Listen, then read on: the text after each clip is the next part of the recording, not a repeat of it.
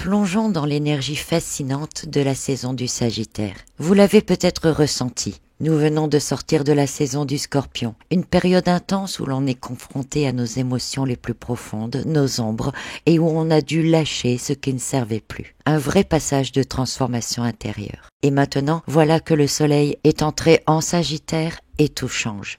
On passe à une énergie beaucoup plus lumineuse, plus expansive. Nous allons explorer de nouveaux horizons et chercher à donner du sens à tout ce que l'on vient de traverser. Mais cette saison, comme toutes les autres, n'est pas juste une case qu'on coche dans le calendrier. Elle est unique, avec ses propres mouvements astrologiques qui influencent chacun d'entre nous. Vous écoutez l'épisode 63 de la saison 2 de la Balade astrale, un épisode consacré à la découverte de l'ensemble de la saison du Sagittaire 2024. Je vous souhaite une très belle écoute. N'accrochez pas votre ceinture et ouvrez votre esprit.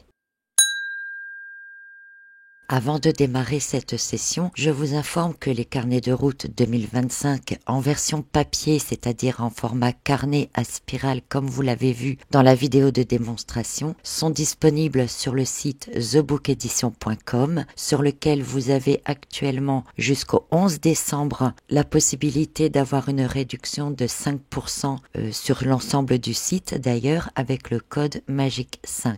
Donc je vous invite à aller voir.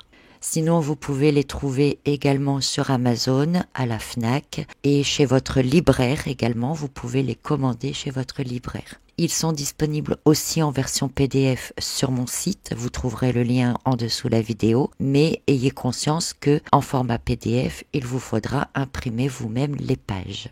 Je vous indique également que le workbook numéro 21 de la saison du Sagittaire 2024 est à présent en ligne lui aussi. Il vous aidera à bien comprendre toutes les énergies de cette saison et à faire un travail sur vous-même pour votre croissance personnelle. Voilà, je ne vous embête pas plus avec ça. Démarrons à présent cette fascinante saison du Sagittaire 2024. Le Sagittaire, c'est l'explorateur du zodiaque. Imaginez un aventurier qui part avec son arc, prêt à viser des objectifs lointains. Ce signe de feu est porté par une immense curiosité et un amour pour l'aventure, qu'elle soit physique, mentale ou spirituelle. Pendant cette saison, nous ressentons cette envie de sortir de nos zones de confort. C'est le moment où l'on se demande « et si je voyais plus grand ? Et si j'osais aller là où je n'étais jamais allé, physiquement ou intérieurement bien entendu ?» C'est aussi une période où la vérité prend une place centrale. Le Sagittaire nous pousse à être honnêtes avec les autres et surtout avec nous-mêmes. Ce n'est pas toujours confortable, mais c'est essentiel. Par exemple, vous avez peut-être déjà ressenti ce moment où vous ne pouvez plus cacher ce que vous ressentez vraiment. Cette saison, c'est exactement cela. Une invitation à vivre en accord avec qui vous êtes, à écouter votre cœur et votre intuition. Mais ce n'est pas tout. Le Sagittaire, c'est aussi l'enseignant du zodiaque. Il nous pousse à tirer des leçons de ce que l'on a vécu. Chaque échec, chaque succès devient une opportunité d'apprendre et de grandir. En clair, cette période nous demande de regarder en arrière, mais avec l'intention de mieux avancer dans l'avenir. Vous savez, chaque saison du Sagittaire a sa propre saveur, parce que les configurations astrologiques du Soleil, au moment où il entre dans ce signe, ne sont pas les mêmes chaque année. Et l'ensemble de la saison est également marqué par des événements astrologiques différents chaque année.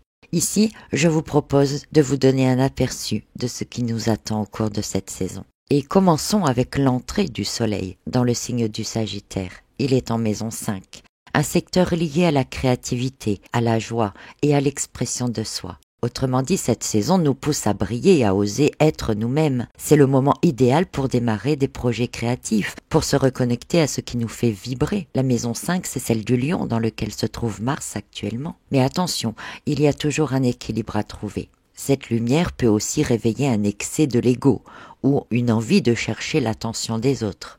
Un autre aspect important, c'est le trigone entre le Soleil et Neptune. Là, on parle d'inspiration. Si vous avez des rêves un peu fous, des idées qui vous semblent presque impossibles, eh bien c'est le moment de les explorer. Mais, et c'est là où ça se complique, Neptune peut aussi nous plonger dans des illusions. Alors attention de ne pas se perdre dans des fantasmes ou de ne pas voir la réalité telle qu'elle est. Encore une fois, c'est une énergie qu'il faut apprendre à canaliser pour ne pas se laisser entraîner dans les mauvaises voies.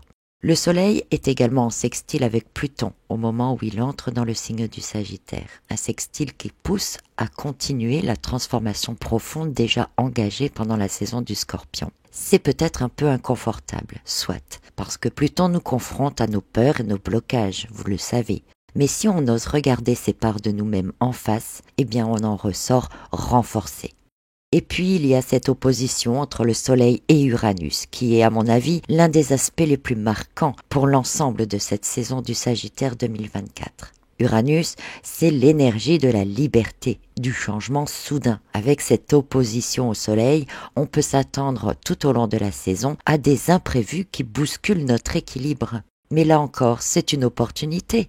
Les moments de chaos apparents sont souvent ceux qui nous permettent de nous libérer de schémas qui ne nous servent plus. Ainsi, tout au long de cette saison, nous allons pouvoir continuer et de manière concrète tout ce qui a été entrepris au cours de la saison précédente.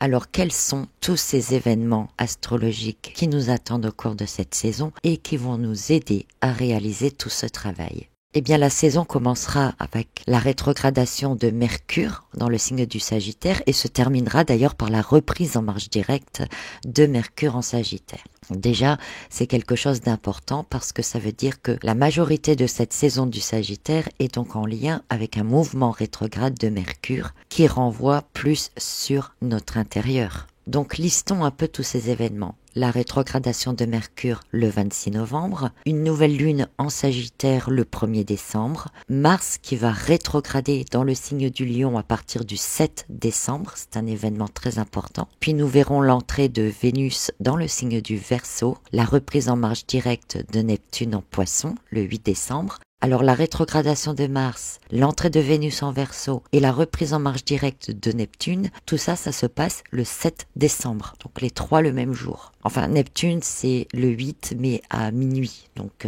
pratiquement à quelques minutes, on va dire, du 7 décembre. Bref, ensuite nous aurons deux autres événements, la pleine lune en Gémeaux et la reprise en marche directe de Mercure en Sagittaire. Ces deux événements se produisent également le même jour et ce sera le 15 décembre.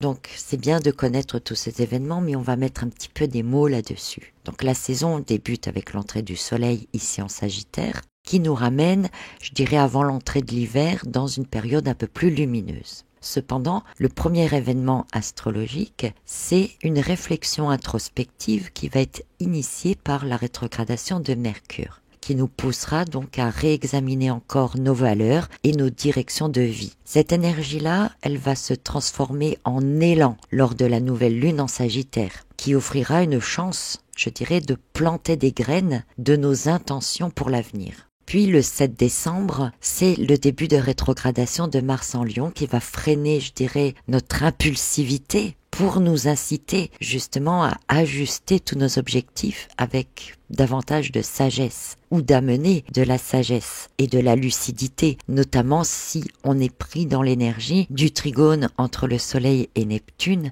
dont je vous disais tout à l'heure qu'il pouvait nous perdre dans des fantasmes ou de ne pas voir la réalité telle qu'elle est vraiment. Donc la rétrogradation de Mars va ici freiner certains élans pour que l'on puisse observer tout ce qui pourrait être qu'illusion ou qui pourrait ne pas être réalisable concrètement. En parallèle, le même jour, Vénus va entrer dans le signe du Verseau. Elle sera d'ailleurs en conjonction avec Pluton. Et cela amorce un vent de nouveauté dans nos relations. Et ça favorise aussi le besoin de prendre son indépendance et d'innover dans tout ce que l'on fait.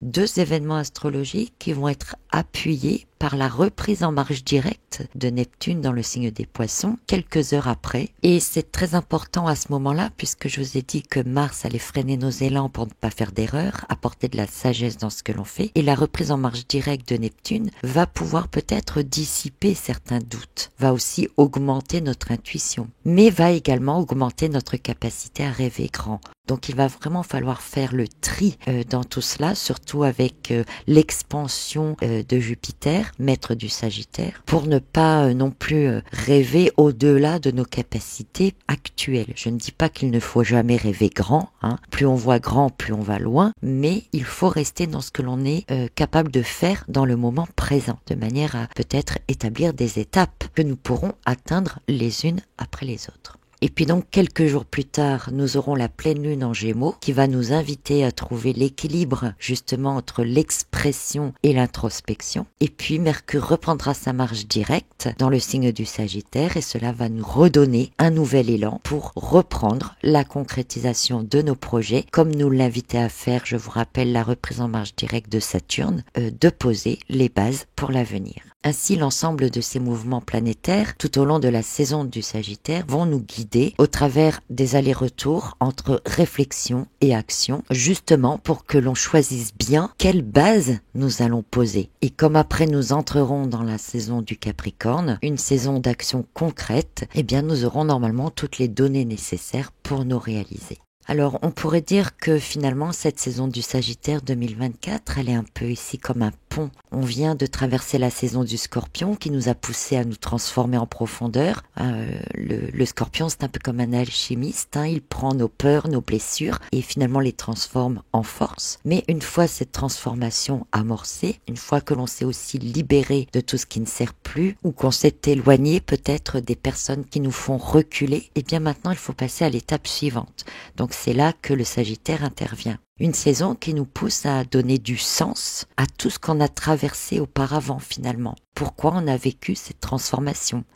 Qu'est-ce qu'on veut construire à partir de là? Et donc, elle nous demande cette saison maintenant d'élargir notre vision, de penser plus grand, mais en restant réaliste. Elle ne nous laisse pas élargir notre vision et penser plus grand tout seul. Elle va nous aider avec tous les aspects des mouvements planétaires de cette période, à nous guider, à nous inspirer, parfois à nous secouer aussi, pour avancer. Donc on pourrait résumer cette saison par oser rêver grand tout en restant ancré dans une vérité authentique. Une période pour prendre des risques, c'est vrai, mais des risques calculés. Parce que la rétrogradation aussi de Mars en Lion va nous permettre cela. C'est également une saison pour continuer à se libérer des peurs, mais cette fois avec un objectif, avec la volonté de construire quelque chose de solide, avec des vraies bases et pas avec des bases qui changeront tous les 4 matins. Donc dans les prochains épisodes de cette balade astrale, nous explorerons en détail chacun des événements astrologiques de cette saison. Donc on parlera de Mercure rétrograde en Sagittaire, de la nouvelle lune, de Mars qui est rétrograde en Lion, de l'entrée de Vénus en Verseau, de la reprise directe de Neptune, de la pleine lune en Gémeaux et de la reprise en marche directe de Mercure dans le signe du Sagittaire. Donc chacun de ces événements joue un rôle dans cette traversée de la saison du Sagittaire pour nous amener à un but précis. Alors restez connectés, abonnez-vous si ce n'est pas déjà fait parce qu'on a encore beaucoup de choses à découvrir ensemble et cela me fait énormément plaisir de partager cela avec vous. D'ici le prochain épisode, posez-vous cette question: quels sont les rêves que je n'ai pas encore osé explorer? Parce que cette saison, c'est le moment idéal pour commencer à leur donner vie. D'ici là également, prenez soin de vous et portez-vous bien.